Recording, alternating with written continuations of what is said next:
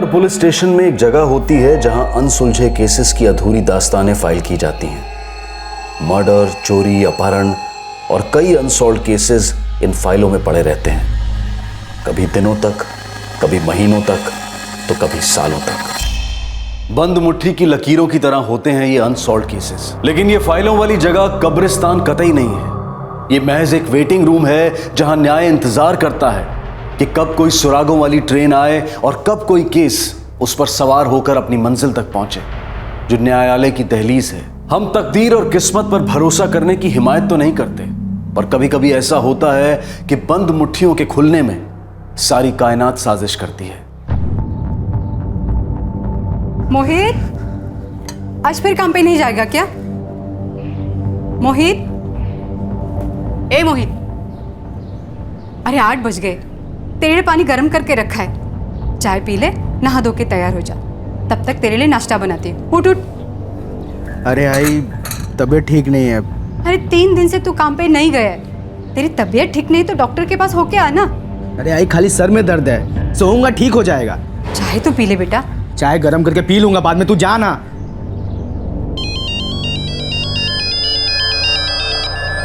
ये रे तेरा फोन है।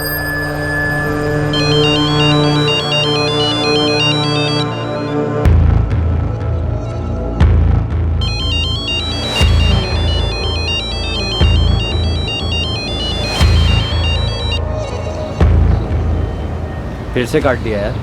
अरे मेरी कल रात बात हुई उससे, मैं बोला चल कल शिरडी चलते हैं, बोला नहीं, तब भी डाउन है। डाउन है तो डाउन है, अभी क्या बोलूं? अरे पन उसकी आवाज़ से लगा नहीं ना भाई कि डाउन है। बस आगे चल।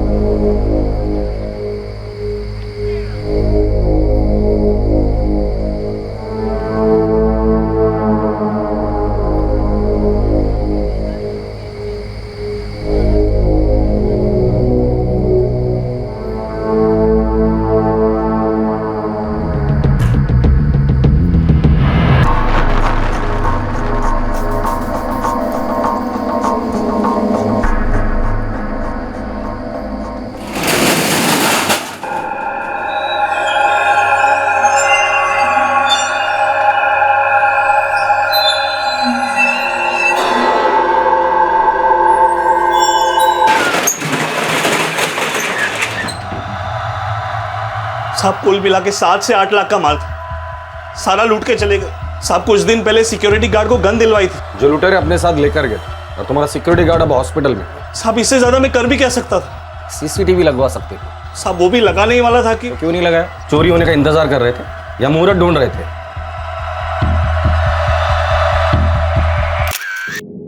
ब्लड में क्लोरोफॉर्म के काफ़ी हाई ट्रेसेस मिले हैं इंस्पेक्टर। कब बात कर सकते हैं उससे? हम बस उसे 1 आध घंटे में डिस्चार्ज कर देंगे, फिर आप उससे बात कर सकते हैं। उसे डिस्चार्ज मत दीजिए, मैं अपना कांस्टेबल भेज रहा हूँ, उसके हवाले कर दीजिए उस सिक्योरिटी गार्ड। सर, ये सिक्योरिटी गार्ड विष्णु गदा, इसका कोई पुलिस रिकॉर्ड नहीं, इससे पूछताछ भी काफ़ी अच्छे से की गई है, लेकिन लग नहीं रहा इस रॉबरी में इसका कोई इन्वॉल्वमेंट है। ठीक है, फिर भी चांस मत लो, थोड़ा और खंगालो उससे, डबल चेक करो। सर वैसे उसका कहना है कि हमला उसके पीछे से हुआ था, वो देख नहीं पाया कितने आदमी थे। दुकान में सीसीटीवी नहीं है, ये बात ये लुटेरे अच्छे से जानते थे, बड़ी सफाई से काम किया है, मतलब ये नई गैंग तो हो ही नहीं सकती। सर अगर पुरानी गैंग है तो शायद हिस्ट्री शीटर्स कुछ बता पाएंगे। सारे हिस्ट्री शीटर्स को राउंड अप करो और खबरियों को काम पर लगा दो। आज एक छोटी सी दुकान लूटी है, पता नहीं ये गैंग आगे क्या प्लान कर रही है। एक रोजमर्रा का केस था, एक गहनों की दुकान लूटी गई थी और चोर के बारे में कोई सुराग नहीं मिल रहा था। पुलिस ने रूटीन तौर पर खबरियों का नेटवर्क एक्टिवेट करवा दिया और इस कारण जो खबर पुलिस के पास आई उसने पुलिस के भी होश उड़ा दिए।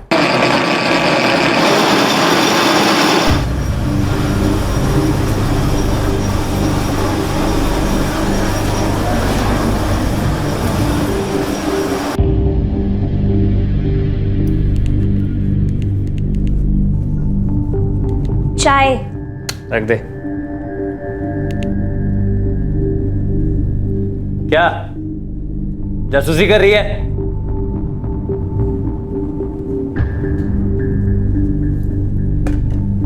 मेरा फोन नहीं उठाती, एसएमएस का जवाब नहीं देती, बात क्या है? साफ साफ बोलना, है क्या तेरे दिल में?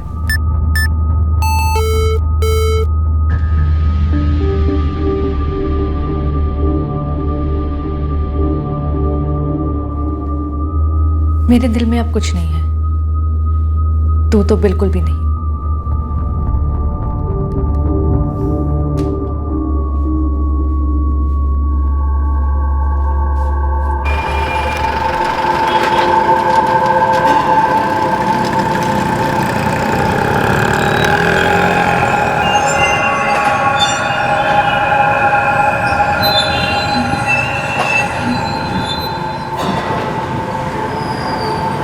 जी बोलिए, क्या दिखाऊं? वो सोने का भाव क्या है आज? 24,730 पर 10 ग्राम। खरीदना है या बेचना है? बेचना है, लेकिन मेकिंग पर कितना काटोगे आप? माल लाए हो, हम देख के ही बता सकेंगे। नहीं, माल तो नहीं लाया। तो ठीक है, फिर मैं बाद में आता हूँ।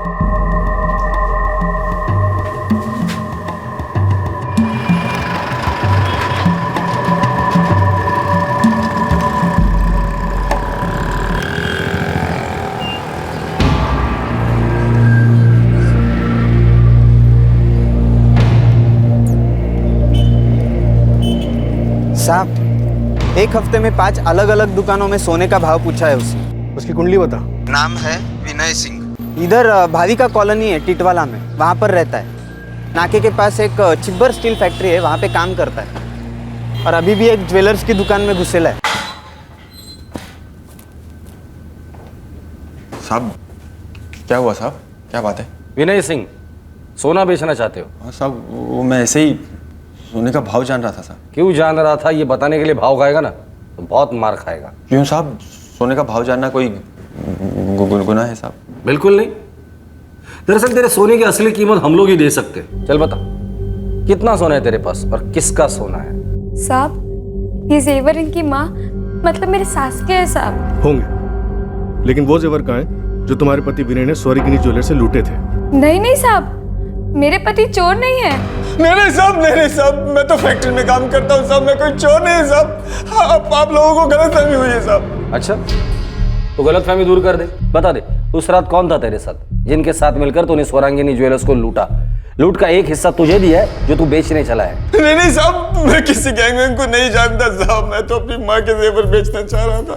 बहन की शादी है, घर में पैसों की तंगी है साहब, और बहन के लिए नए जेवर भी बनवाने थे, इसलिए रेट पता कर रहा था ताकि अच्छे रेट मिल जाए। अच्छा, जब तक चोरी के गहने कहाँ छुपा के रखे ये बताता नहीं है, तब तक कूटना ही सही, और वो भी अच्छे रेट में। साहब मैं चोर नहीं साहब। साहब मेरा विश्वास करो साहब, मैं चोर नहीं साहब। सर, वो विनय सिंह, उसका कोई पास क्रिमिनल रिकॉर्ड नहीं है। इनफैक्ट उसकी बहन की शादी वाकई में होने वाली थी, लेकिन उसका चेहरा और उसकी आंखें तो कुछ और ही बोल रही है। ऐसे डरा हुआ है जैसे वाकई में चोरी इसी ने की और रंगे हाथ पकड़ा गया। डरा हुआ तो है सर, लेकिन जेवर की चोरी के केस के लिए नहीं। तो सर, हमने उसे काफी रगड़ा और लास्ट में जाके उसने बोला कि वो किसी और केस के बारे में कुछ जानता है। कौन सा केस? बस साहब, बस बताता हूँ साहब, बताता हूँ। जब पहली बता दिया तो तुझे मार खाने का शौक है? चल बोल। साहब, मैं आपको अभी भी बोल रहा हूँ, मैंने कोई चोरी नहीं की है साहब। मात्रे, अब असली ठुकाई शुरू करो। अरे नहीं साहब, मैं आपको कुछ और बोलना चाह रहा हूँ साहब, कुछ और बोलना चाहता हूँ साहब। मैं क्या? एक दूसरा लफड़ा हुआ था साहब, मैं उसके बारे में जानता हूँ। कैसा लफड़ा? सर, वो 1 साल पहले सारंगी खाड़ी में एक लावारिस लाश मिली थी ना।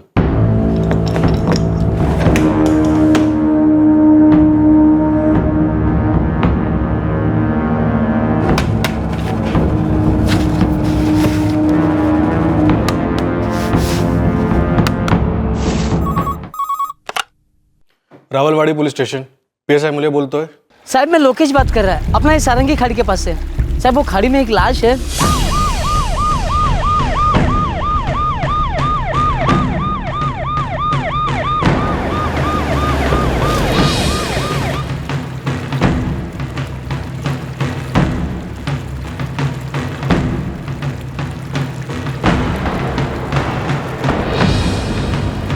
1 साल पहले का ब्लाइंड केस, 25 से 28 साल की मेल बॉडी। राइट सर, मई 2013 का केस। मौत कम से कम 2-3 दिन पहले हुई है। पानी में रहने के कारण बॉडी काफी डिकम्पोज हो चुकी है। मौत का कारण विंड पाइप डैमेज है। मौत गला घोटने से हुई है और उसके बाद चेहरा बिगाड़ दिया गया है। सारंगी खाड़ी टिटवाला से एक लावारिस लाश बरामद हुई है। 25 से 28 वर्ष के आदमी की ये लाश है। ठाणे आणि रायगड जिल्ह्यातील सर्व पोलीस ठाण्यांना सूचित करण्यात येते की त्यांच्याकडे अशी कुठलीही मिसिंग कंप्लेन असेल जो रावलवाड़ी पुलिस स्टेशन को मिली लावारिस लाश से मैच करती है तर ताबडतोब रावळवाडी पोलीस ठाण्याशी संपर्क साधावा। इंस्पेक्टर, लाश अब बहुत गल गई है, हम इसे और नहीं रख सकते। मेरी रिकमेंडेशन है कि तुरंत इसका क्रिमेशन कर दिया जाए। क्रियाकर्म करने के 2 हफ्ते बाद भी हमें कोई लीड नहीं मिली थी। ये विनय सिंह इसी केस के बारे में बात कर रहे हैं? इसी केस के बारे में सर। पिछले साल 29 मई को आप लोगों को एक लाश मिली थी सारंगी खाड़ी से, जिसकी कभी शिनाख्त ही नहीं हो पाई। मैं उसके बारे में जानता हूँ साहब। उस लाश का नाम तो मैं नहीं जानता साहब। लाश का नाम नहीं जानता तू? जानता क्या है? मेरा एक दोस्त है साहब, लाश की खबर को पढ़कर काफी डरा हुआ था साहब, काफी दिनों तक।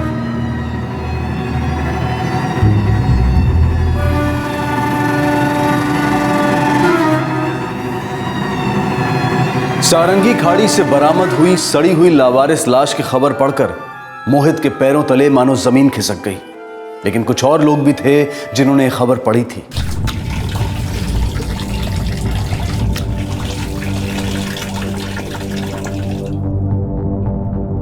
यार, खाड़ी में लाश फेंकने से क्या फायदा, लाश तो ऊपर आनी है। हाँ यार, ये मर्डर करने वाले भी सोचते हैं ना कि बच के निकल जाएंगे, लेकिन ऐसा कभी होता है क्या? एक लड़की थी जो पूरे 6 महीने से उस आदमी से कांटेक्ट करने की कोशिश कर रही थी जिसकी लाश पुलिस को खाड़ी से बरामद हुई थी।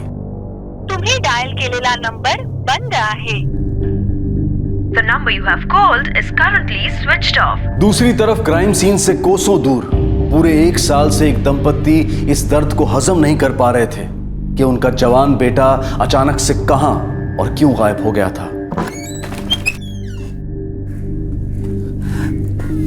कुछ पता चला?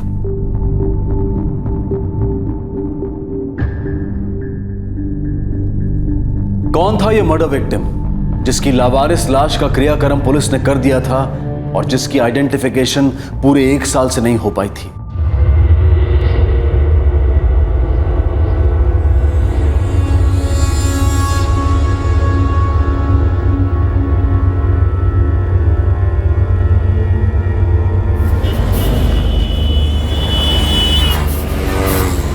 क्या लग रही है अंजू?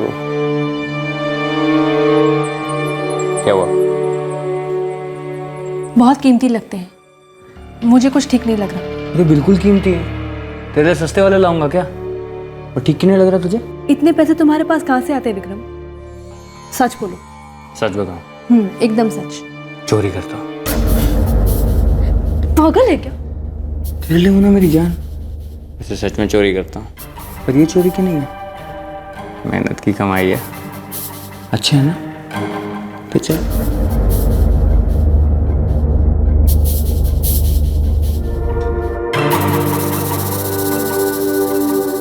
एक माहिर शादीशुदा चोर एक नाजायज रिश्ते में कैद था।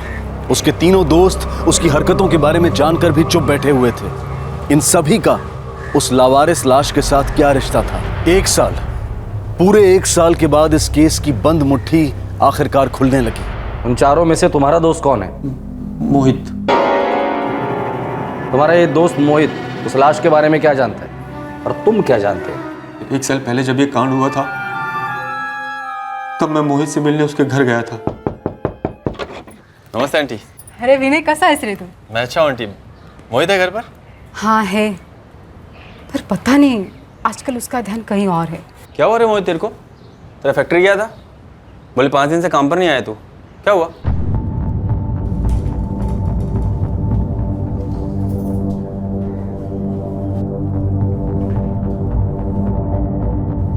अरे क्या हुआ, बोलना यार।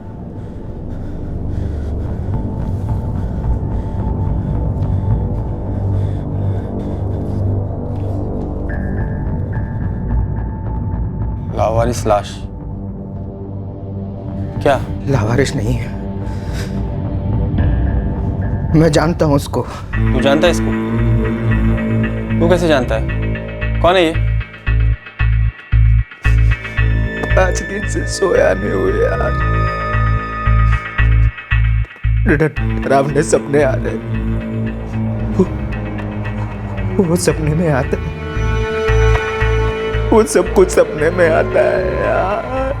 क्या बोल रहा है यार? क्या सब सपने में आता है? तू कैसे जानता है इस आदमी को? कौन है? कौन है ये आदमी? तुम्हारा ये दोस्त मोहित रहता कहाँ है?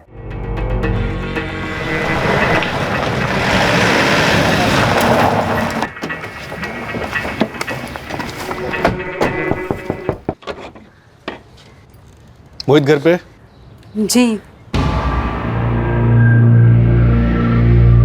मोहित, विनय को घूरने से सच्चाई बदलने वाली नहीं है। और सच्चाई ये है कि तुम्हारे दोस्त ने हमें बता दिया है कि 1 साल पहले जो लावारिस लाश हमें मिली थी उसके बारे में तुम जानते हो। देखो, या तो तुम्हारा दोस्त झूठ बोल रहा है या तुमने उसे झूठ बोला है, या तुम दोनों झूठ बोल रहे हो। तो एक काम करो, तुम दोनों कुछ दिनों के लिए यही रुक जाओ। आपस में बात करके तय करके मुझे बता देना। मुझे कोई जल्दी नहीं है। चाहिए तो मदद के लिए 2-3 हवालदार भी छोड़ देता हूं डंडों के साथ। नहीं नहीं साहब, साहब मुझे जाने दो साहब।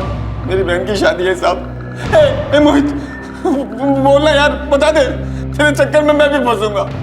जो पता है सब बता देना यार, सब बोल दे। मोहित समझ ही नहीं पा रहा था कि उसके दोस्त विनय ने पुलिस को 1 साल पहले हुए हादसे के बारे में क्यों बताया था। उसे इस बात की भनक तक नहीं थी कि किसी और ही केस के कारण ये लावारिस लाश वाला केस रोशनी में आ गया था। जितेश सोलंकी नाम था उसका, जिसकी लाश आप लोगों को मिली थी। लाश के चेहरे की तस्वीर तो हमने छापी ही नहीं थी। फिर तू दावे के साथ कैसे कह सकता कि वो लाश जितेश सोलंकी की थी? चेहरे की तस्वीर कहाँ से छापते थे आप लोग? चेहरा तो पूरी तरीके से बिगाड़ दिया था। मोहित पाटिल, उस मर्डर में तुम शामिल थे?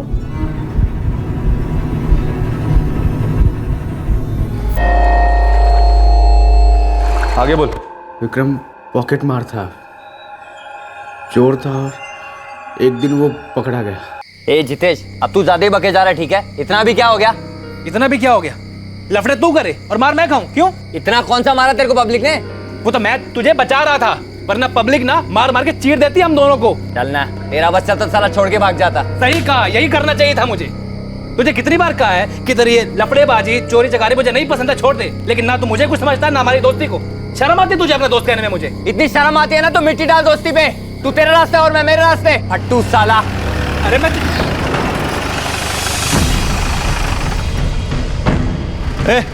तुम में से विक्रम ठाकुर कौन है? मैं हूँ साहब। क्या बात है? अरे अरे कैसा ना सब? कुछ तो बोलो। सब हुआ क्या? अरे कुछ बात तो बताओ सर, हुआ क्या?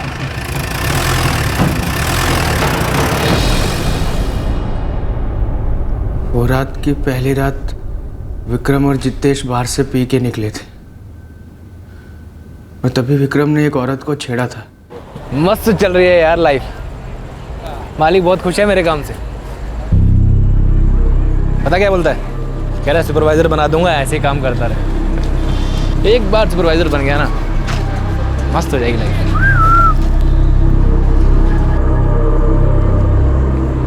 क्या कर रहे हैं? कुछ नहीं होता ना।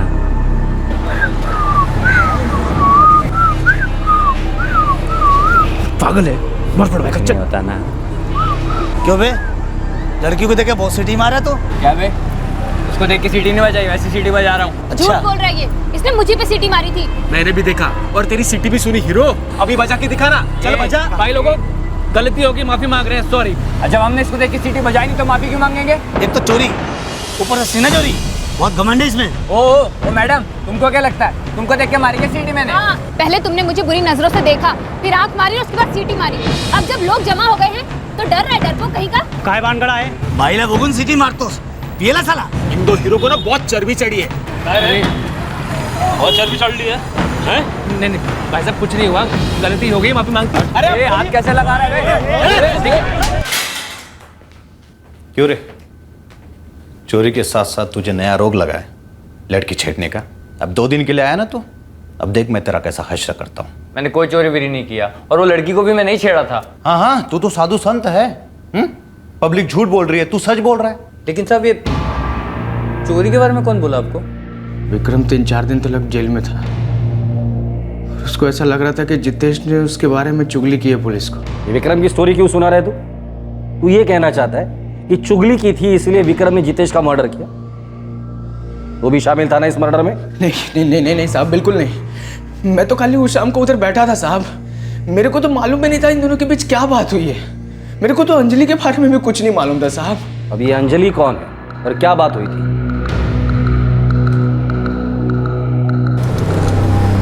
यार ये किधर मर गया यार विक्रम?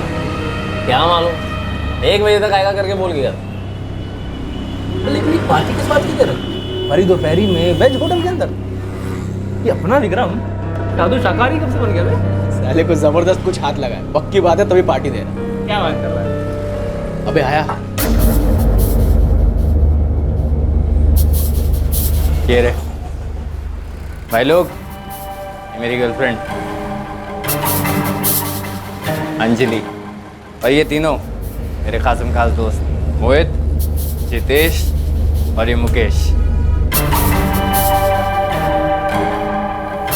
अंजलि और विक्रम एक दूसरे को गांव से जानते थे, यूपी से।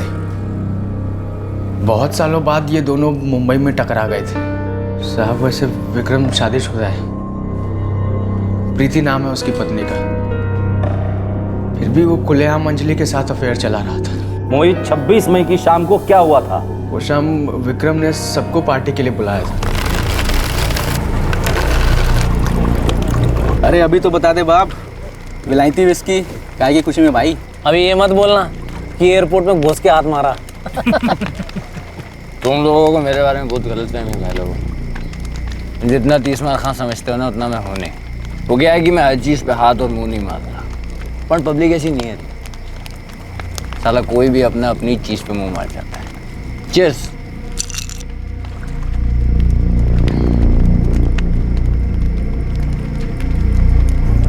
अब एक बात बता, किसकी हिम्मत जो तेरी चीज पे मुंह मारे, और तू साले उस बात की पार्टी क्यों देने लगा?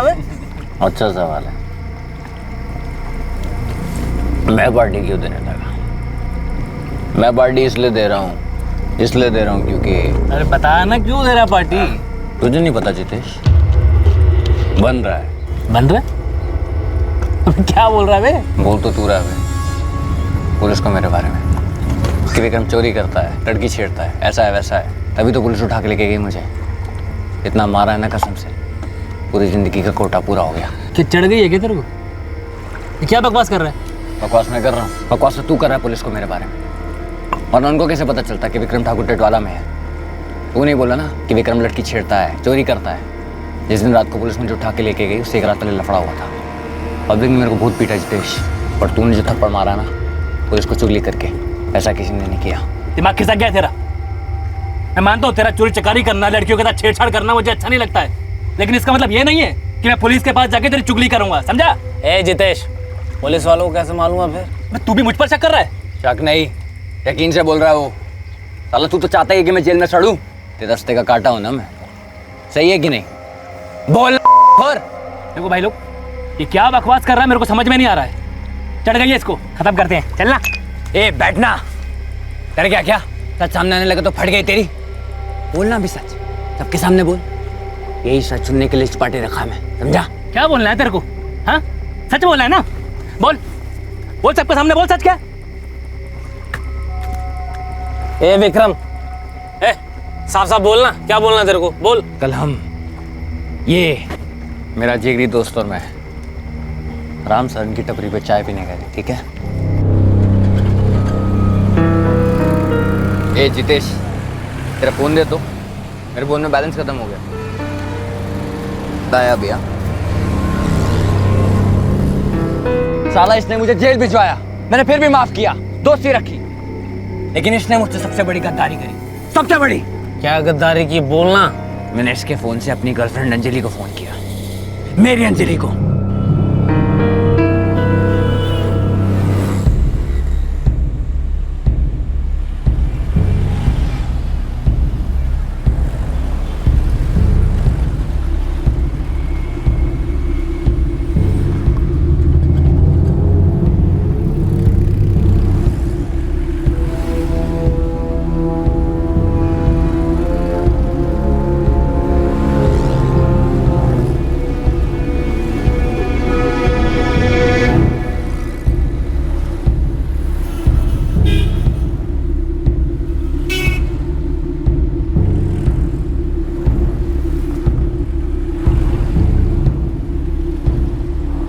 तेरी हिम्मत कैसी हुई मेरे फोन पे एसएमएस पढ़ने की?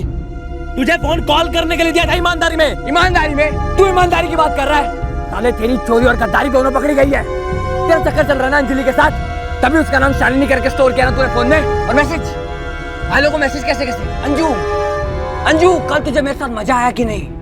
बोलना, क्या मजा किया तू अंजलि के साथ? क्या मजा किया?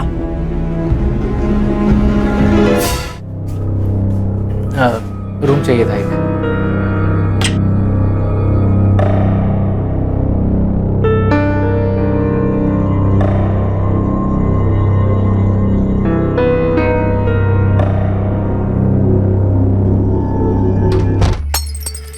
मेरी अंजलि के साथ ऐसा कर रहा है? मेरी अंजलि, मेरी अंजलि, हाँ तेरी अंजलि। और तू क्या कर रहा है अंजलि के साथ? एक तो तू खुद शादीशुदा है। ए जितेश, एक मिनट, विक्रम शादीशुदा है या नहीं उससे तेरे को क्या साले? अंजलि इसकी गर्लफ्रेंड है, सीधी बात। एक मिनट भाई, विक्रम देख, ये तेरा पर्सनल मामला है, मानता हूँ, पर तू भी तो अपनी पत्नी प्रीति के साथ गद्दारी कर रहा है ना। ये डबल ढोलकी, तू किसकी तरफ है? तो क्या किसकी तरफ है? और काहे का डबल ढोलकी? ये तरफ क्या होता है भाई? चारों दोस्त है ना अपन। अभी अंजलि जितेश के साथ चक्कर चला रही है, इसका सीधा मतलब है भाई उसका दिल अभी तेरे साथ नहीं लगता है। और प्यार व्यार में ये जबरदस्ती नहीं चलती है भाई। दोस्ती में जबरदस्ती चलती है। ये साला मेरे आइटम को घुमाए, ऊपर से मेरी चुगली करे, और मैं क्या करूं? इसकी आरती उतारूं? ये विक्रम सुन रहे? सुन, मेरा अंजलि के साथ चक्कर चल रहा है और तू इसमें कुछ भी नहीं कर सकता, समझा? अब मुझे गाली दे या अंजलि को गाली दे, सच यही रहेगा कि तू हर दूसरी लड़की पे नजर डाले बैठा रहता है। तू भी कोई दूध का दूल्हा नहीं है, समझा? साले, एक तो मेरी पीठ में छुरा भोंकता, ऊपर से लेक्चर देता है। पुलिस से पकड़वाया, बड़स मिटी नहीं ना तेरी। पुलिस को अगर पहली तेरे चोरी चपाटी के बारे में पता चल गया होता ना तो अच्छा होता। जितेश, ए, ओ जितेश, जितेश, ओ जितेश, जितेश,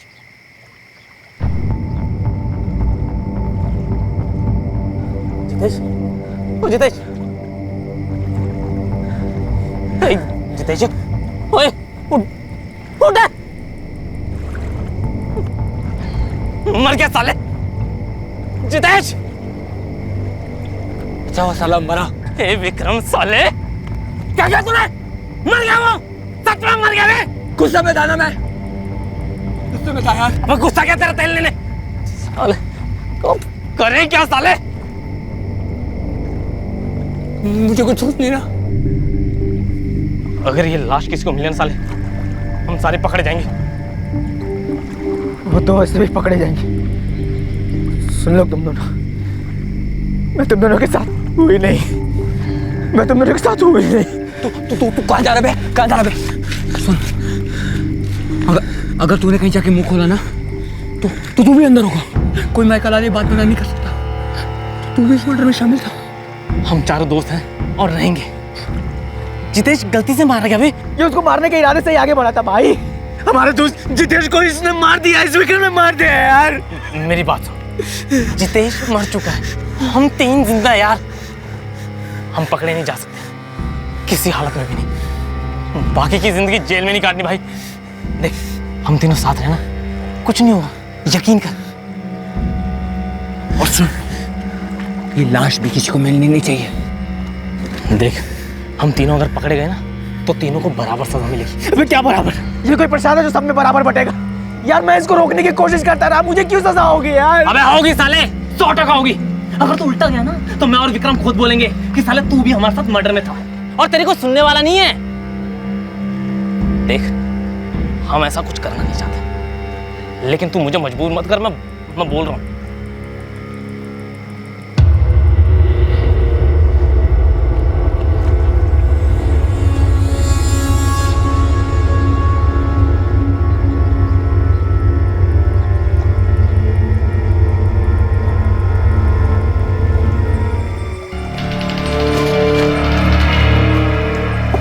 मुकेश जो बोला ना, याद रखियो, अगर तेरा मुंह खुला ना तो हमारा भी मुंह खुल जाएगा। फिर देखते हैं तुझे कौन बचाता है।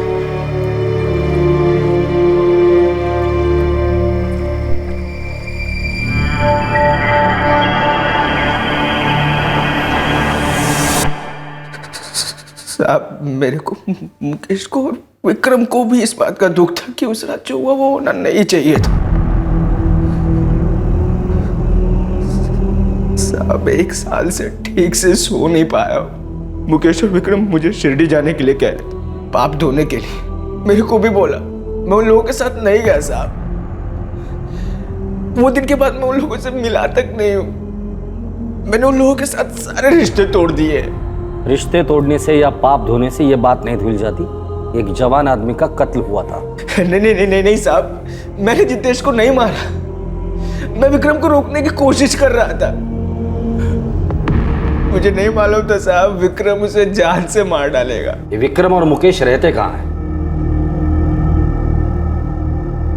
साहब कुछ नहीं किया साहब, हमने कुछ नहीं किया साहब। साहब बात तो सुनो, गलत खबर दिया साहब आपको। आपने कुछ नहीं किया, बात तो सुनो साहब, मैं जितेश को नहीं मारा साहब।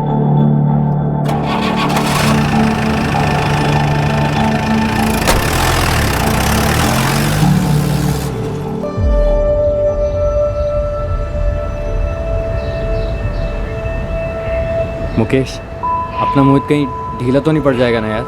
सच बोलूं भाई, उस साले की कोई गारंटी है नहीं। उसकी हालत उस शाम से ही खराब है, कहीं साला पागल वागल ना हो जाए। अपन से गलती हो गई यार मुकेश, पाप हो गया यार। चल के भगवान से दिल से माफी मांगे, बस निकल जाएगी। मोहित पाटिल साहब ने तुम्हें बुलाया है।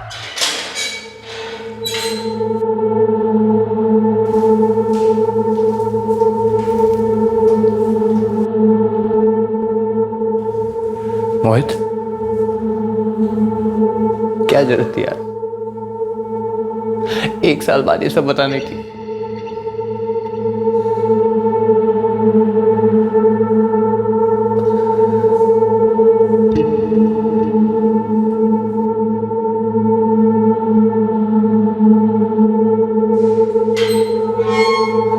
मैं मानती हूँ सर, पहले मेरा रिश्ता विक्रम के साथ था और उसके बाद जितेश के साथ।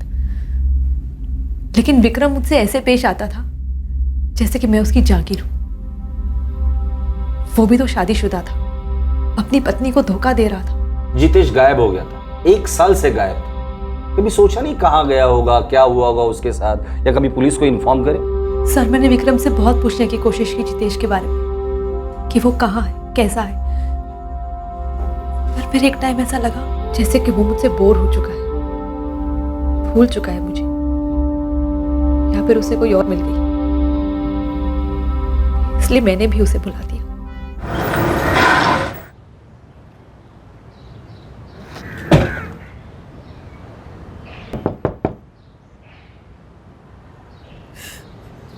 कब हुआ ये सब? 1 साल होने को। आपका बेटा पिछले 1 साल से गायब था। आप लोगों ने कभी पुलिस में रिपोर्ट क्यों नहीं करवाई? वो महीनों फोन नहीं करता था, 2 साल तक अपना मुंह नहीं दिखाता था। देखिए, हमें अंदाजा नहीं था कि वो कौन है, इसलिए हमने उसके शव का क्रियाक्रम कर दिया था।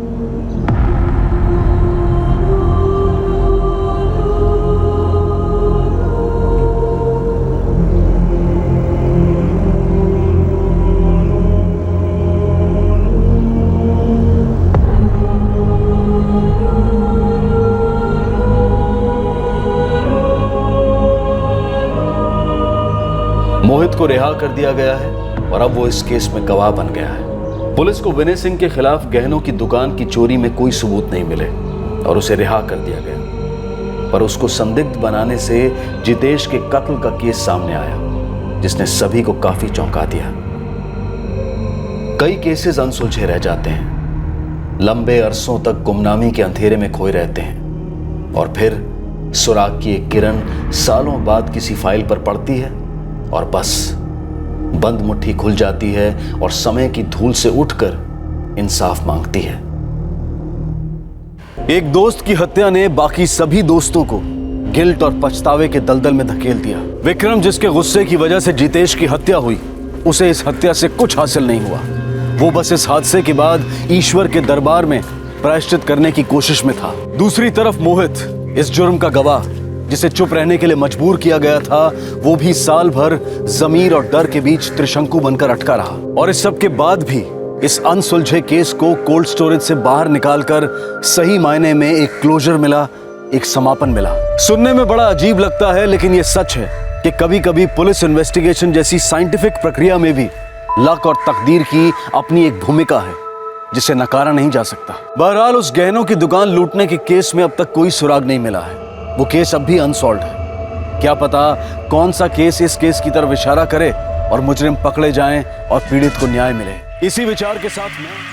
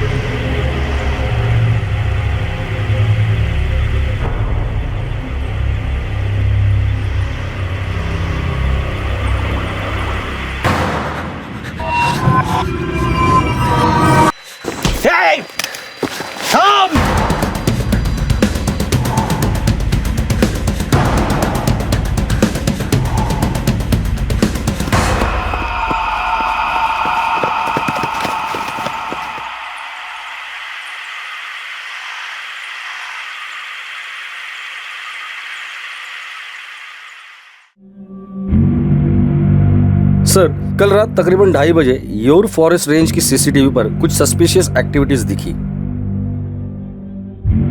उनके हाथ में हथियार देखकर हम लोग तुरंत अलर्ट हो गए सर, और तुरंत वहां टीम लेकर पहुंच गए। सर, हम लोगों ने बहुत चेस किया, पता नहीं जंगल में कहीं गायब हो गए। जंगल में गायब हो गए क्योंकि जंगल से आए थे। जंगल के एक एक पेड़, एक एक पत्ते से वाकिफ है। ये चड्डी बनियान गैंग वाले लग रहे हैं पाटिल। खतरनाक चड्डी बनियान गैंग जो बड़ी आसानी से अपने हाथ उठाते हैं, लेकिन पुलिस के हाथ बड़ी मुश्किल से आते हैं, हर बार फिसल जाते हैं। Yes, you are right sir. उनमें से एक को मैंने धर लिया था, तो फिसल गया। बॉडी पर ऑयल लगाया था। तलवार और चॉपर लेकर घूम रहे थे। हाथों में लूट का सामान था शायद। तुम्हारे इलाके से डकैती की कंप्लेन जरूर आएगी। तुरंत कार्रवाई करो पाटिल। चड्डी बनियान गैंग वाले शहर में आते ही हमले शुरू करते हैं। दूसरे किसी घर में हमला करे इससे पहले धर लो सालों। डोंट वरी सर, हम उन्हें दोबारा स्ट्राइक करने नहीं देंगे। संभल के। तुम्हें याद होगा 3 साल पहले इस गैंग के साथ एक ऑपरेशन के दौरान एक इंस्पेक्टर और एक एएसआई की मौत हुई थी। उनके हत्यारे भी चड्डी बनियान गैंग वाले ही थे। एक मुजरिम के लिए जुर्म एक राह होती है किसी मंजिल तक पहुंचने की, लेकिन कुछ मुजरिम ऐसे होते हैं जिनके लिए जुर्म कहीं पहुंचने की नहीं बल्कि जीने की राह होती है। इस गैंग के लिए जुर्म कोई शॉर्टकट नहीं, पेशा नहीं, बल्कि पीढ़ियों से चली आ रही एक विरासत थी। 1999 में पहली बार इस रहस्यमय और रस्मों से घिरे गिरोह ने महाराष्ट्र के बड़े शहरों को आतंक के अंधेरे में घेर लिया था।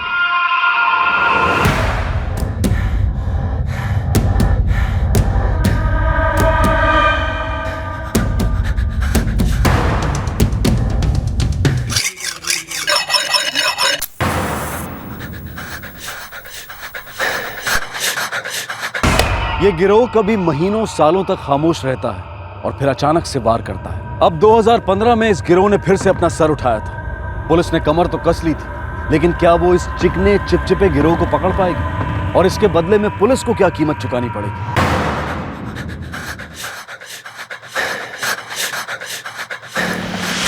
सर, ये चड्डी बनियान गैंग के कुछ केस रिकॉर्ड्स हैं। कोई चोरी डकैती कंप्लेंट आई? नहीं सर, अभी तक तो नहीं। शायद जिस घर में चोरी हुई है उसके मालिक शहर से बाहर है। पता नहीं इस चड्डी बनियान गैंग को कैसे पता चलता होगा कि घर में रहने वाले घर में नहीं है।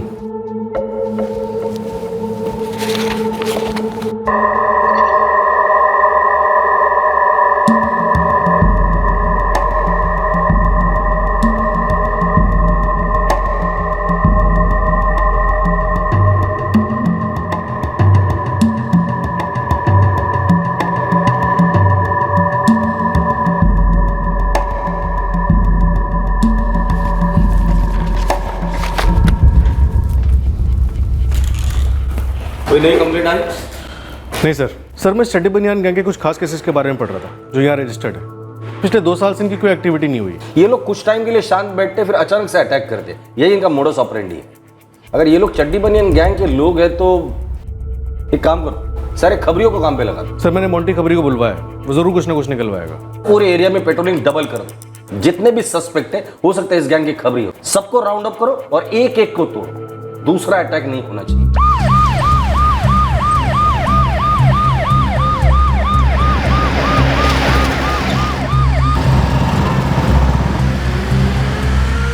कड़ी पेट्रोलिंग जारी थी, सस्पेक्ट्स और मुजरिमों के खबरियों की इंटेरोगेशन जारी थी। पुलिस कोई चांस नहीं ले रही, लेकिन ये गैंग डंके की चोट पर कानून की नाक के नीचे अपने इरादों को अंजाम देने के लिए मशहूर था।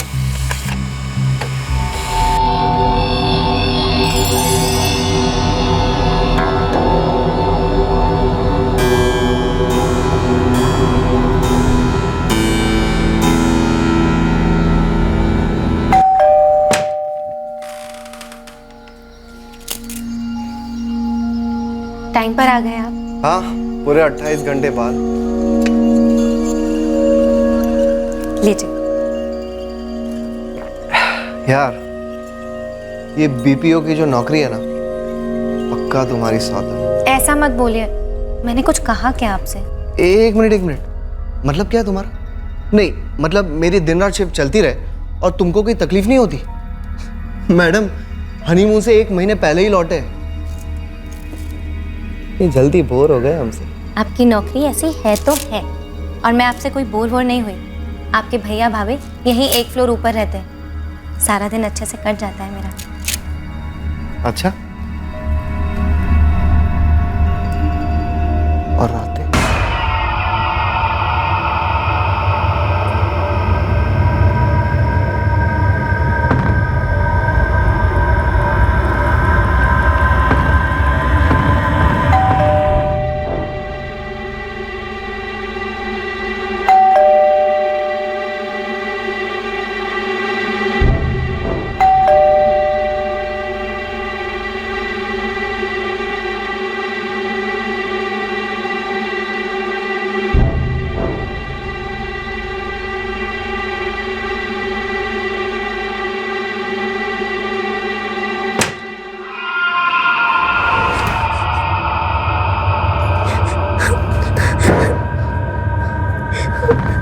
रिलैक्स, वो लोग चले जाएंगे, कुछ नहीं होगा। मैं हाँ?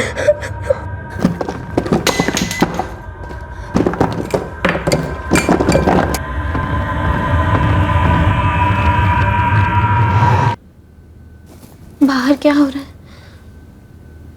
लगता है वो लोग चले गए, मैं देख कर आता हूँ।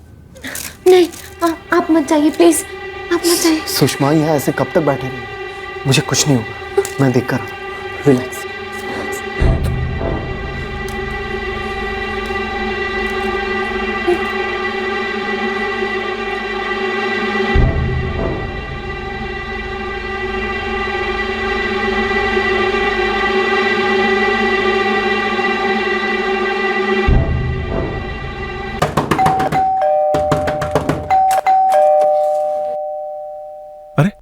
क्या हुआ लोकेश? भैया घर में चोर आए थे, सब कुछ लूट के चले गए। ओह गॉड, तुम दोनों ठीक तो हो ना? जी भैया।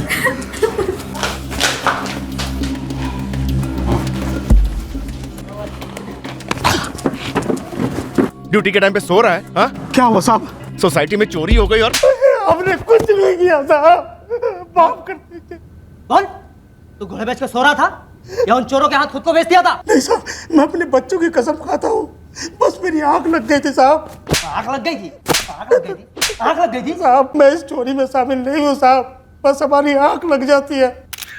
मेरे भाई लोकेश और सुषमा ने बताया कि 5 लोग थे सर, और सोसाइटी का वॉचमैन कन्हैया 1 नंबर का इडियट है। मैं 4 साल से सेक्रेटरी हूँ, तब से सोसाइटी कमेटी मीटिंग में बोलता रहा हूँ कि चेंज करो इसे, ये ड्यूटी पर सोता रहता है, लेकिन कोई सुने तब ना।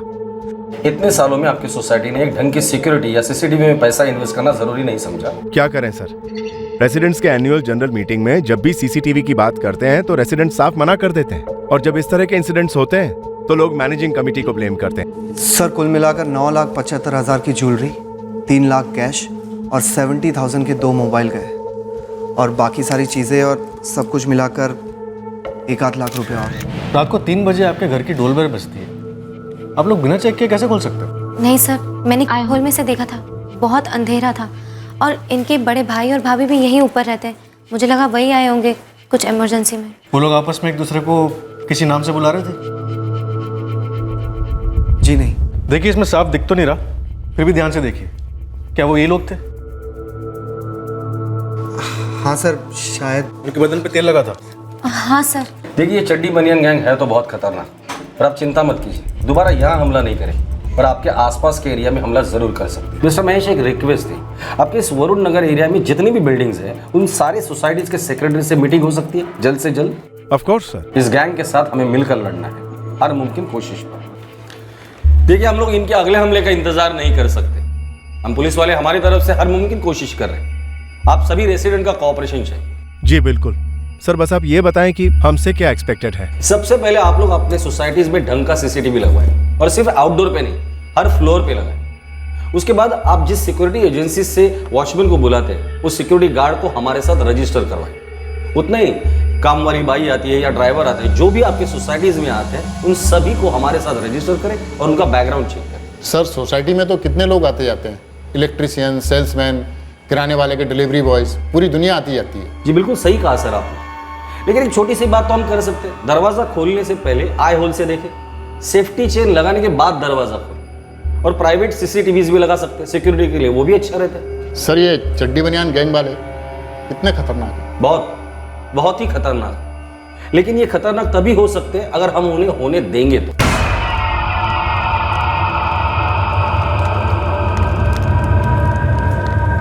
अगली बार डाके के टाइम तुम दोनों ने कुछ खाने की कोशिश की ना तो मुंह तोड़ दूंगा, समझे? दादा अगला डाका कब डालेंगे? जब बुलावा आएगा।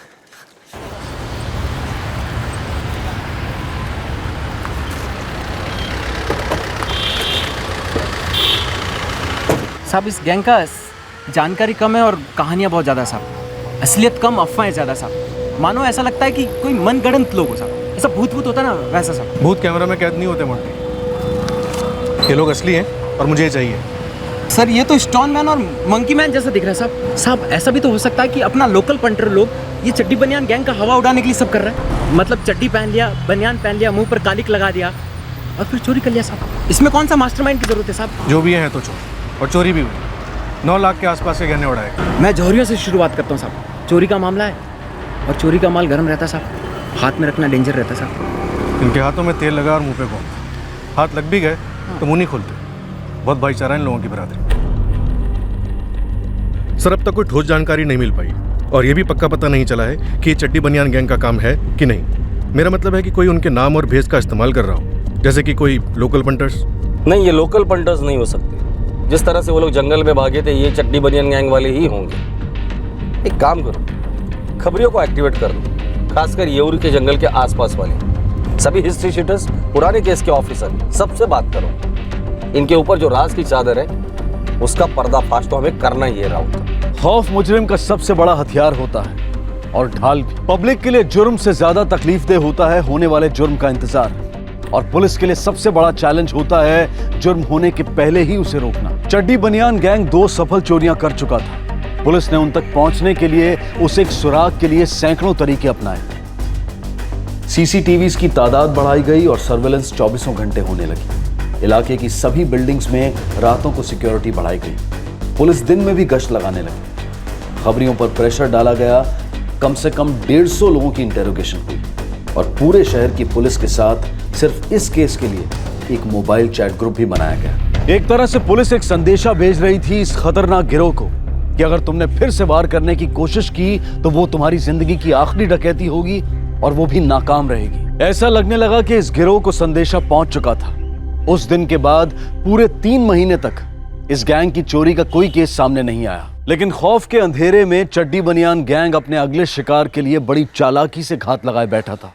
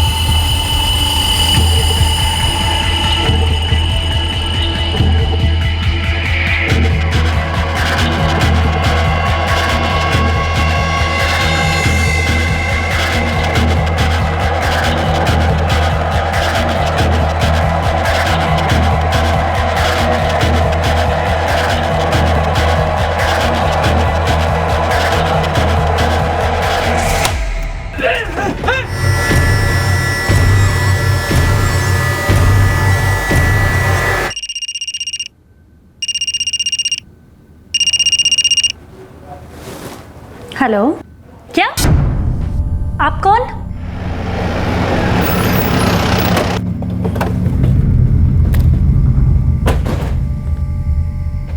आपने फोन किया था? यस सर, मैंने फोन किया था। कशिश सिंह। मैं प्रेम राठौड़, सेक्रेटरी। आपने कुछ छुआ तो नहीं? नहीं सर, सिर्फ अंदर आकर देखा। नमनाथ, इस वॉचमैन का स्टेटमेंट ले लो। आप मेरे साथ चलें, आप यहीं रुकिए।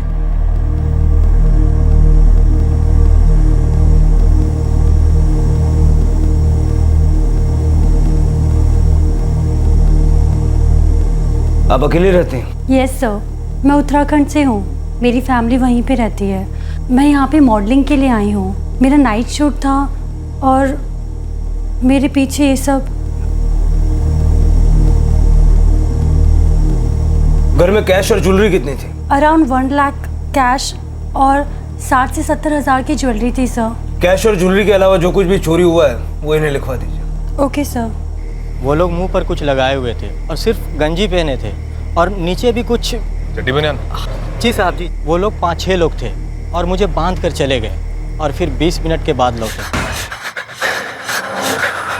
साहब 2 सेकंड में ऐसे गायब हो गए जैसे अंधेरा निकल गया उन्हें। मैं फिर सीधा सेक्रेटरी साहब के फ्लैट पर गया, उन्हें सारा कुछ बता दिया। सर हमें पता नहीं था कि वो कौन सा फ्लैट में गए हैं, इसलिए हम और सेक्रेटरी साहब खुद जाकर सारे फ्लोर को देखे। तब जाकर देखा कशिश मैडम का फ्लैट का दरवाज़ा आधा खुला हुआ था। जब अंदर झांक कर देखा तब मालूम हुआ कि उन्हीं के घर में चोरी हुई है। सर मेरे पास कशिश का नंबर था तो मैंने उसे फ़ोन लगाया, वो तुरंत इधर आ गई और उसके बाद उसने आपको फ़ोन किया। ये दोनों फ्लैट्स खाली है क्या? वो सर ठाकुर जी और शुक्ला जी रहते हैं ना यहाँ पे। फिर ये बाहर से कुंडी क्यों लगी हुई है? Oh my God. एक मिनट।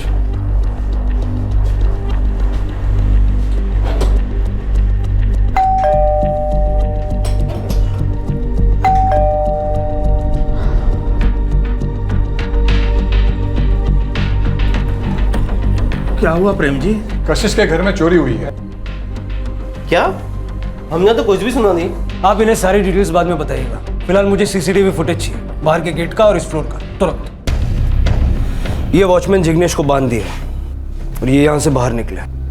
ये दरवाजे का ताला तोड़ दिया और फिर 20 मिनट बाद बाहर आते। ये तीनों भाग गए और 2 वॉचमैन के केबिन की तरफ गए।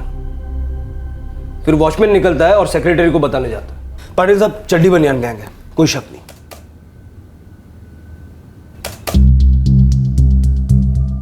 थैंक यू पिंगले, आपने तुरंत मुझे फुटेज दिखाया। चेहरे तो नहीं दिख रहे इसमें, पर है यही 5 लोग। हाइट, बॉडी, हथियार सब कुछ सही। चड्डी बनियान गैंग को लेकर जो मोबाइल ग्रुप है उसमें मैं भी हूँ, तो जैसे ही मुझे पता चला मैंने सोचा आपको इन्फॉर्म कर दूं। हम लोगों ने हमारे एरिया में चेकिंग और पेट्रोलिंग बढ़ा दी तो उन्होंने आपके एरिया में हाथ मार दिया। वैसे ये लड़की अकेली रहती थी? हाँ, मॉडल है। FIR लिया है, अभी पता करना है अंदर के किसी का हाथ तो नहीं, बाई वाई या कोई। एक बात पता चली है इनके बारे में, ये लोग किसी लोकल की मदद नहीं लेते, जो करते हैं खुद करते हैं। तो सवाल ये है, इन्होंने यही घर कैसे चुना जहाँ एक अकेली लड़की रहती थी और उस दिन लूटा जिस दिन वो घर पर नहीं थी? अंधेरे में रोशनी एक सवाल बनकर आई कि आखिरकार ये चड्डी बनियान गैंग अपना शिकार किस आधार पर चुनते हैं। अगर इनका कोई लोकल खबरी नेटवर्क नहीं है तो क्या ये खुद ही अपने खबरी हैं? अगर इनकी ये मोडस ऑपरेंडी क्रैक की जाती तो क्या तेल से चिपचिपे ये चोर सलाखों के पीछे होते जहां से वो फिसल ना पाते? एक और घर लूटा गया था और पुलिस के पास CCTV फुटेज और फिंगरप्रिंट्स होने के बावजूद भी हाथ में कुछ भी नहीं था। एक तरफ पुलिस पूरी कोशिश कर रही थी इस गिरोह को पकड़ने की और दूसरी तरफ ये गिरोह अपने अगले शिकार पर निकल चुका था।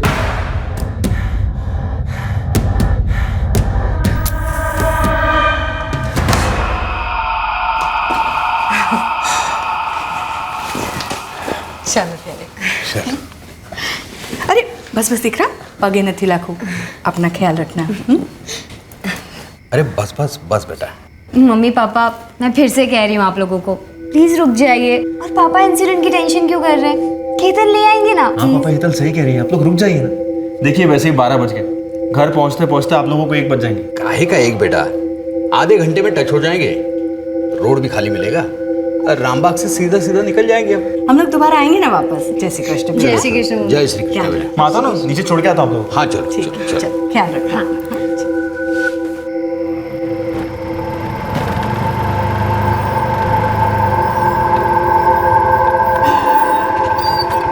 थाने चलोगे सोनवाड़ी? हो बस चलो आओ जो आओ जी बेटा।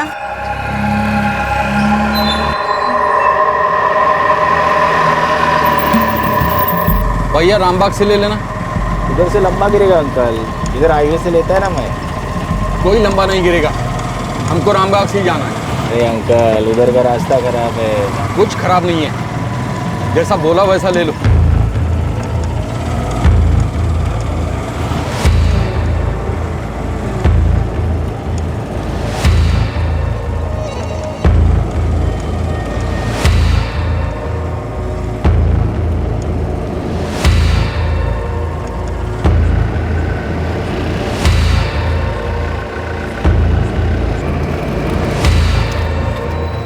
राउत साहब एक खबर है साहब। अभी अभी मैं ये और जंगल से गुजर रहा था साहब, फिर मैंने देखा उन लोगों को रातें नशीली मस्त। अरे मोंटी क्या गाना गा रहा है? कब तक हम यूं जंगल में मंगल मनाते रहेंगे? शादी वादी के बारे में सोचना। अरे तेरी लाइफ बना दूंगी पागल। कल सुबह करते ना।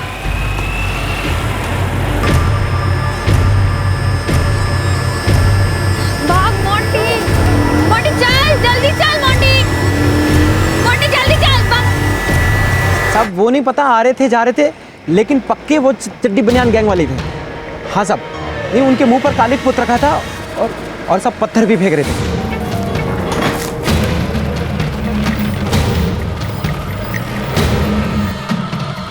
अरे क्या हुआ भाई? मालूम नहीं अंकल, देखना पड़ेगा।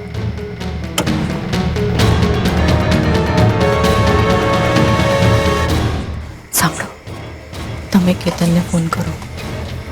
अरे केतन आके रिक्शा ठीक करेगा क्या? શું વાત કરી? कांस्टेबल्स को बोलो राइफल लेकर साथ में निकले। अगर उनकी तरफ से एक भी फायरिंग होती है शूट दे।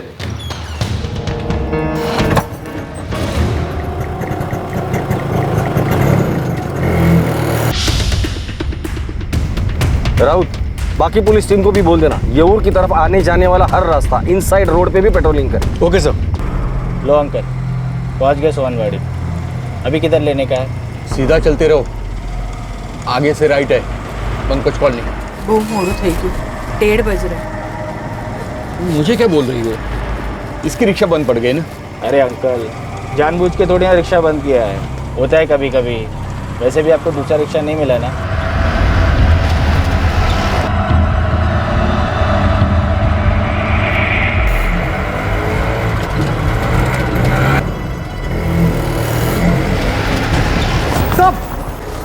साहब उस तरफ चोर है साहब। साहब के हाथ में चाकू बंदूक है और चड्डी बनियान वाले हैं साहब। साहब जल्दी चलिए। बचाओ कोई है? जल्दी से हॉस्पिटल लेकर जाओ इन्हें। राउत, ये लोग सोनवाड़ी एरिया में जल्दी आ जाओ, जंगल की तरफ भागे ये लोग। एक वृद्ध जोड़े को लूट कर उन्हें घायल कर चड्डी बनियान गैंग फिर एक बार फरार हो गया था। फिर एक बार पुलिस के हाथों से बच निकला था, पर इस बार पुलिस ने ठान लिया था कि वो खाली हाथ नहीं लौटेंगे। घायल जोड़े को हॉस्पिटल भेजा गया और फिर कंक्रीट जंगल के इन सिपाहियों ने घने जंगल में छिपे दुश्मन के घर में घुसकर उन्हें मारने का इरादा बना लिया। उस रात जंगल में कभी जिंदगी फिसली तो कभी मौत।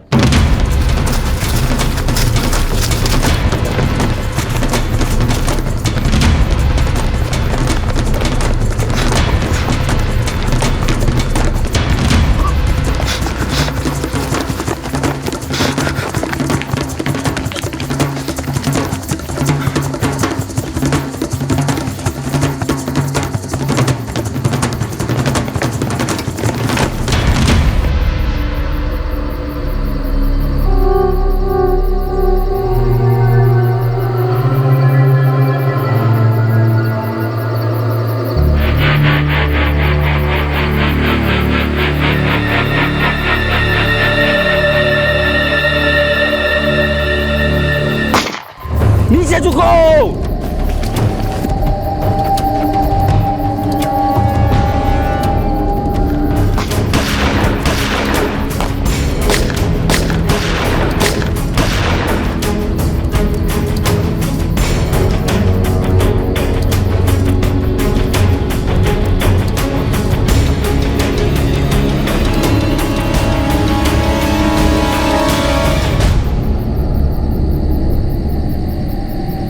लगता लगता है कट्टों की गोलियां खत्म हो गई है। जब तक कोई भागने की कोशिश नहीं करता कोई फायर नहीं करेगा।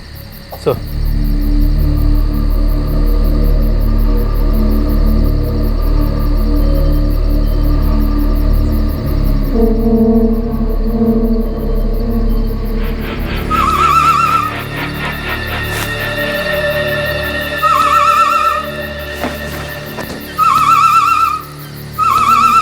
इशारों में बातें हो रही है, सब अलग अलग है।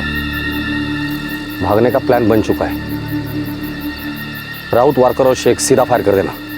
मैं और सोलंकी राइट से कवर करते हैं। शिंदे, प्रकाश और परब लेफ्ट से कवर करना। मूव।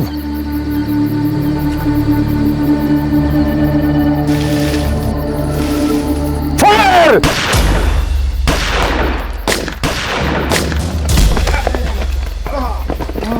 शेख! राउत! सर पत्थर फेंक के मारा है। शिंदे, प्रकाश और परब दोनों को हॉस्पिटल लेकर जाओ। नहीं सर, आपको ऐसे छोड़कर नहीं जा सकते। जिद मत करो, खून बहुत बह रहा है। मेरे साथ वारकर और सोलंकी रहेंगे। कुलकर्णी को बोला और फोर्स लेके जल्द से जल्द यहाँ पहुंचे। लेकर जाओ जल्दी। परब शेख उठा जल्दी।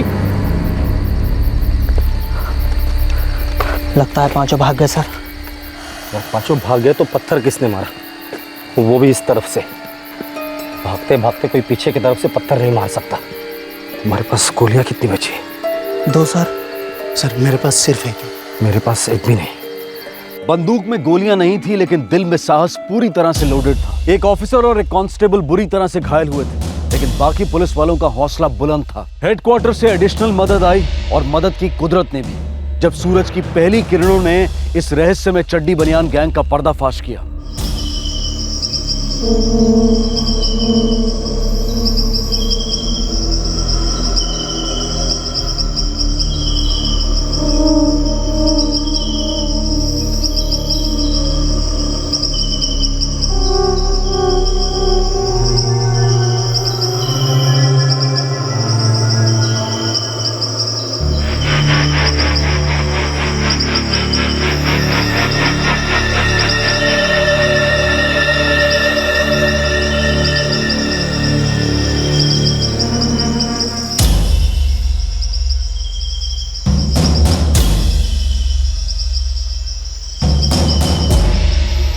पहले इनके थोबड़े धोते हैं, फिर इन्हें धोते हैं तबीयत से।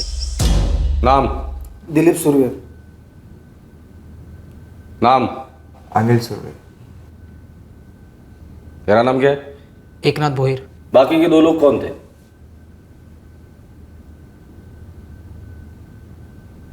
दिलीप, अनिल और एकनाथ। अभी अगर मैं तुम तीनों को जंगल वापस लेकर जाता हूं और तुम्हारे तीनों के भेजे में एक एक गोली ठोक देता हूं तो क्या होगा पता है? मुझे मेडल मिलेगा। अब तुम लोग तय करो, मुंह खोलना है या गोली खानी है। वर्कर तो सर जंगल जाने के लिए गाड़ी तैयार करो और साथ में हथियार भी लेना। औरंगाबाद। औरंगाबाद साहब। साली तू मेरा सगा भाई है क्या? माँ से पूछना पड़ेगा। ये भाई भाई का प्यार जताने के लिए जेल में बहुत टाइम मिलेगा तुम दोनों को। औरंगाबाद में कहाँ रहते हैं और नाम क्या है उनके? बता। बक्सोली गांव, औरंगाबाद। नाम है रत्न शिंदे और राजाराम शिंदे।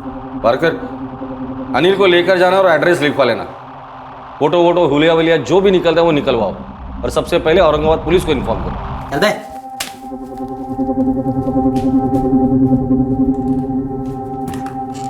दिलीप और एकनाथ, तुम लोगों की कहानी में मुझे कोई दिलचस्पी नहीं है क्योंकि तुम्हारा काम ही बहुत कुछ बोलता है। पर एक बात मुझे जाननी है, जिस घर में चोरी करते हो उस घर की खबर तुम लोगों को देता कौन है?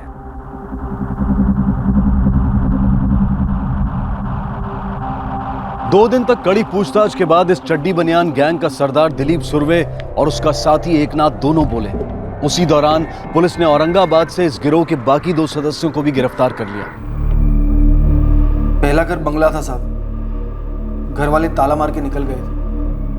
वो बंगला मक्खन था साहब। इतना सामान ले गए, पक्का था लंबी छुट्टी पर गए हैं। आपके पास शिकायत करने आता कौन? काफी माल मिला था उस घर से। वो दूसरा घर परेश कॉलोनी वाला राजपूत का, वो क्यों चुना? हमने नहीं चुना साहब, उन्होंने खुद ने चुना हमको अपने लिए। मतलब? मैडम जी फिनाइल वापरते हैं घर में? जी हाँ। ये देखिए, इससे फर्श बिल्कुल साफ लगेगा। जी नहीं, मुझे नहीं चाहिए। मैम नया आया है बाजार में, दाम भी कम है बिल्कुल, देखिए। नहीं चाहिए, आप चाहिए। ठीक है मैडम। मैम पानी मिलेगा पीने के लिए थोड़ा? जी। हमने पहले ही देखा था कि उस बिल्डिंग का वॉचमैन सिर्फ रात को नहीं दिन को भी सोता है। मैं हर घर में सेल्समैन बन करके जाता था। अगले दिन अनिल गया। Good morning ma'am. जी मैडम आपके घर में कंप्यूटर है? जी हाँ। तब तो आप ये पेन ड्राइव भी यूज़ करते होंगे? जी नहीं, मैं कंप्यूटर यूज़ नहीं करती, मेरे हस्बैंड यूज़ करते हैं। मैम ये 16 GB का है, 400 रुपये में, और आज ऑफर है इस पर। जी मेरे हस्बैंड अभी घर पे नहीं है, वो लेट आते हैं। अच्छा ये कैलकुलेटर ले लीजिए, घर में बच्चे होंगे ना, उनके पढ़ाई में स्कूल में काम आएगा। वो मैडम ने बातों बातों में मुझे बता दिया था कि घर पर पति पत्नी के अलावा और कोई नहीं रहता, और हमने उस रात हमला कर दिया। उसके बाद 3 महीने कहाँ गायब थे? औरंगाबाद। शहरों में सिर्फ हम अपने काम के लिए आते हैं, यहाँ की भीड़ भाड़ वाली जिंदगी अपने को रास नहीं आती साहब। वो मॉडल कशिश, उसको कैसे निशाना बनाए? कान साफ कराएंगे भाई साहब? अबे दिखता नहीं है, ड्यूटी पर हूँ। अरे आप अपनी ड्यूटी करते रहिए, मैं अपना काम करता रहूंगा। कोई नहीं आसपास देखने वाला, किसी को पता भी नहीं चलेगा। चल इधर आ जा, साइड में बैठ जा। कई दिनों से मैं उस मैडम पर नजर रखे हुए था। सुबह शाम 2 बार दौड़ लगाती। सुना था टीवी वीवी में भी आती है। सोचा वॉचमैन से थोड़ी जानकारी निकाल लूं, तब खुद उस मैडम ने ही जानकारी दे दी। वॉचमैन,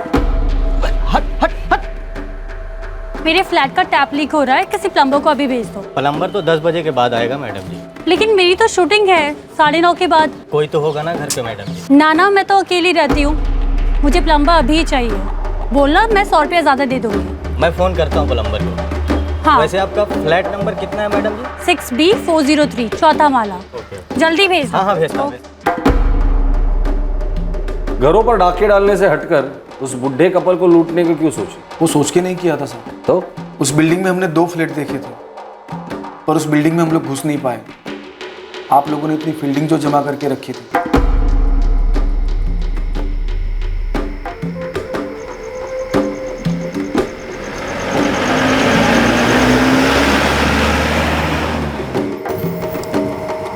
साला मच्छरों की तरह बनना रहे पुलिस वाले। लगता है वापस लौटना पड़ेगा।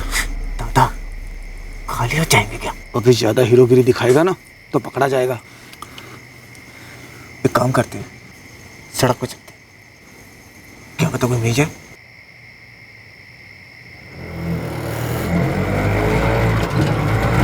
लगता है ऊपर वाले ने तेरी अर्जी सुन ली।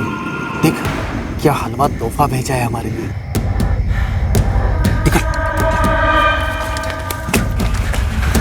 वो लोग बूढ़े थे, बेबस थे, और तुम लोगों ने उन पर चाकू से हमला किया। जब घी सीधी उंगली से नहीं निकले तो उंगली टेढ़ी करनी पड़ती है। और लाख कोशिश के बाद भी जब उंगली सीधी नहीं होती तो क्या करते हैं पता है? उस उंगली को काट देते हैं। और तुम लोग इस समाज की वो टेढ़ी उंगली हो। तुम्हारी फितरत ही कुत्ते की दुम की तरह है, हमेशा टेढ़ी। तकदीर भी तो हो सकती है टेढ़ी। हम जहां से आए हैं, जो हमारी कहानी है, वो आपकी थोड़ी है। बोलना आसान है साहब, टेढ़ा मेढ़ा सीधा, लेकिन जीना एक अलग चीज है। दूसरों की जिंदगी बर्बाद करने को जीना नहीं कहते दिलीप। तुम्हारी जैसी कहानी और लाखों लोगों की भी है, पर वो लोग अपनी कहानी को ढाल बनाकर जुर्म का सहारा नहीं लेते। तकदीर के साथ साथ एक और चीज होती है, मेहनत और नीयत, जो उन लाखों लोगों में है पर तुम लोगों में नहीं है। शुक्र करो कि कानून है यहां पर, जो तुम्हें सजा तो देता है पर सुधरने का एक मौका भी देता है। पर हमें मालूम है अपनी मजबूरी और हालात का बहाना बनाकर तुम लोग फिर चोरी करोगे, हम लोग फिर पकड़ेंगे, तुम फिर चोरी करोगे। लेकिन एक दिन ऐसा आएगा, हम पकड़ेंगे नहीं, सीधा ठोक देंगे। राउत, तगड़ा केस बनाओ इन सबके खिलाफ और पेश करो अदालत में। 5 आरोपियों को आईपीसी की धारा 326 घातक हथियार से या किसी अन्य तरीके से जानबूझकर चोट पहुंचाने के लिए, धारा 307 हत्या करने के प्रयास के लिए, धारा 394 लूट के दौरान जानबूझकर चोट पहुंचाने के लिए, धारा 397 लूट या डकैती के इरादे से हत्या या गंभीर चोट पहुंचाने के लिए, धारा 459 किसी के घर में सेंध लगाने के दौरान गंभीर चोट पहुंचाने के लिए, और धारा 34 एक ही मंशा से जुर्म करने के तहत बुक किया गया है। चुराए गए कुछ गहने और कैश पुलिस ने बरामद कर लिए थे, बाकी गहनों की खोज अभी जारी है। खौफनाक चड्डी बनियान गैंग को पकड़ने में अपनी जान की परवाह ना करते हुए महाराष्ट्र पुलिस के दिलेर ऑफिसर्स और कांस्टेबल्स ने अपनी ड्यूटी के प्रति अपनी निष्ठा का बेहतरीन प्रमाण दिया। क्राइम पेट्रोल उन्हें सैल्यूट करता है। महाराष्ट्र, उत्तर प्रदेश, उत्तराखंड, राजस्थान, पंजाब और आंध्र प्रदेश, देश के कई राज्यों में इस चड्डी बनियान गैंग के कई प्रकार हैं। इन डकैतों के बारे में कई अफवाहें हैं, कई काल्पनिक कहानियां हैं जो इन्हें राज में लिपटे एक गुप्त पंथ का दर्जा देते हैं, जबकि हकीकत यह है कि अन्य किसी भी क्रिमिनल की तरह इस गुट में भी वही लोग शामिल हैं जो मेहनत और ईमानदारी से नहीं बल्कि जुर्म के शॉर्टकट द्वारा अपना पेट और अपना व्यसन पालना चाहते हैं। इनका रौद्र रूप और विचित्र रिवायतें सिर्फ एक छलावा है आतंक का माहौल तैयार करने के लिए। जुर्म एक भेड़िया है जो अलग अलग रूप धारण करके हम तक पहुंचने के प्रयास में रहता है, लेकिन हमें मेमना नहीं बनना है, शेर की तरह डटकर उसका मुकाबला करना है। और इस लड़ाई में आप और हम पुलिस की बहुत बड़ी मदद कर सकते हैं, चौकन्ने रहकर, सतर्क रहकर। CCTV cameras, double doors, qualified security guards हमारी सुरक्षा जरूर बढ़ाते हैं, लेकिन साथ ही किसी अजनबी के साथ जरूरत से ज्यादा अपनी पर्सनल डिटेल डिस्कस करना भी अक्सर नुकसानदायक हो सकता है, जैसा कि इस केस में देखा गया। फिर मुलाकात होगी अगले एपिसोड में एक और चौंका देने वाले केस के साथ। तब तक सतर्क रहें, सुरक्षित रहें और देखते रहें क्राइम पेट्रोल सतर्क। सबक एक को सीख हम सबको। जय हिंद। इस तरह के और भी एपिसोड देखने के लिए हमारे चैनल को सब्सक्राइब करें और बेल आइकन दबाना ना भूलें।